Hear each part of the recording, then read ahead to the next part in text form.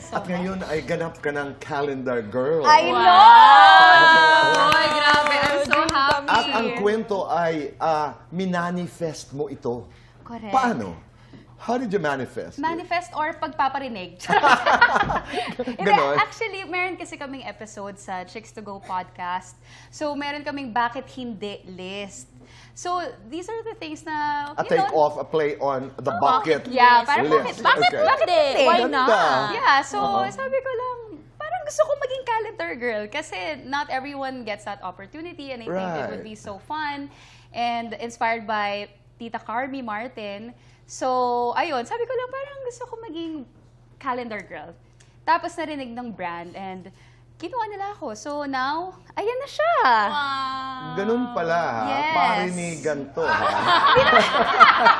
Hindi ko naman in-expect. Like, as in, wala lang yun. I wasn't expecting anything naman. And after 2 years din ata or a year after that episode. So, Good things happen to people who say it and people who wait.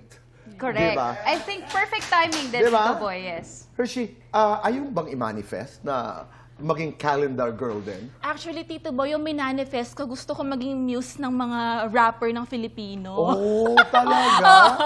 Okay. Di ba sa music video, Yes. pag halimbawa sila Flo G. Yan. Oo. Galing. So, how are you manifesting it? Wala, ako yung nagiging muse ng sarili kong music video. Ako nag-sing and dance. Hindi, but it starts there, di ba? Oo. Para ipakita mo yung range mo, yung possibilities ika nga na magagawa ni Hershey. I feel like after nitong guesting namin, Tito Boy, Meron. makukuha na siya. Palagay ko rin. Oo. Pero meron bang tatakang post sa calendar girl? Kasi kanya-kanya yun eh, di ba? Yes. Ano ang iyo? So, Dito, syempre, sige nga. Syempre, yung asset ko. Wow! Napansin ko yan sa mga photos. Ayun. Tsaka left kasi yung angle ko, Tito Boy. Kaya kung Alright. mapapansin mo sa podcast, laging left ito. Ako dun sa left side, siya sa right. Kasi yan yung angle niya. So, Okay. Makisabay ka na rin. I-manifest na natin. Oh, halimbawa dito, Paano? ayan, right there. Okay.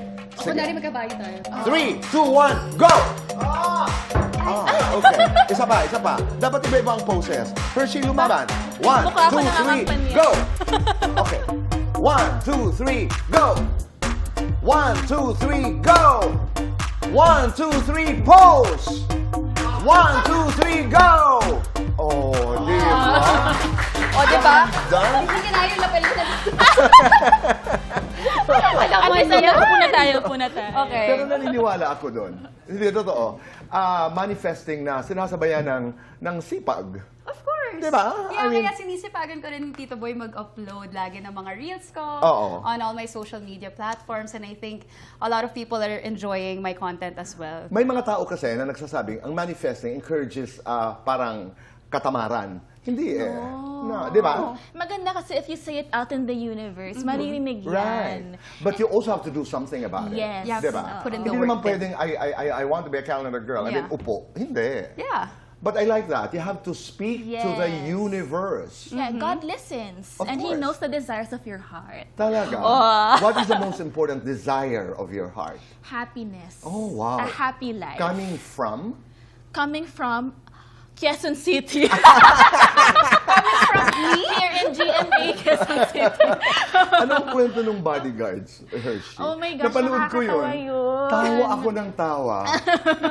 What's the story? Well, kasi syempre, very new ako sa Okay. showbiz. Parang it's only my 5th year.